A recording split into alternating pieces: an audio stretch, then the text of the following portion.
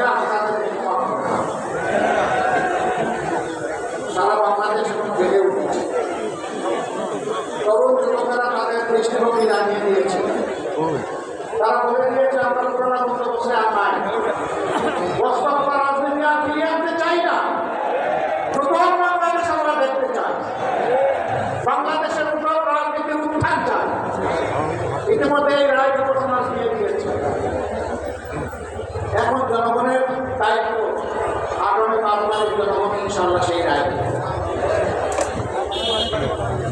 জনগণ দুর্নীতিকে লাল কার্ড দেখাবে, জনগণ চাঁদাবাজদেরকে লাল কার্ড দেখাবে, জনগণ রমলাবাজদেরকে লাল কার্ড দেখাবে, জনগণ দখলদারদেরকে লাল কার্ড দেখাবে, জনগণ আধিপত্যবাদের গুলামদেরকে লাল কার্ড দেখাবে।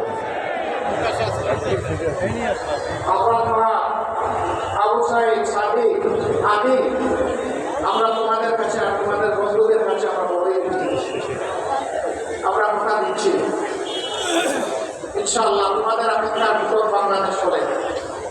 দেশ এবং জনগণের সেবা করার সুযোগ পেলে তোমরা যেমনটা চেয়েছিলে আমরা তেমনটাই জনগণভিত্তিক বাংলাদেশ গড়ে তুলব ইনশাআল্লাহ। এই বাংলাদেশ যুবকদের হাতে আমরা তুলে দিতে চাই। আমরা যুবকদের হাতে বাংলাদেশের দায়িত্ব দিতে চাই, আমরা বেকার ভাতা দিতে চাই না। চব্বিশের যুবকেরা কোথাও বেকার কথা বলে না, বেকার ভাতাতে স্লোগান দিয়েছিল কেউ?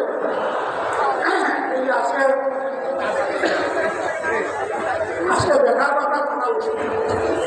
আমি মনে করি যে সন্তানেরা সেদিন চিৎকার দিয়ে বলেছিল আমাদের অধিকার দাও, আমাদের হাতে আমাদের দায়িত্ব কাজ করে দাও। তাদেরকে বেকার ভাতা কথা বলার মানেই হচ্ছে যুব সমাজকে অপমান। যুব সমাজ আপনারা সেই অপমান সহ্য করতে রাজি আছে? আপনারা বেকার ভাতা চান না কাজ চান? কাজ চান?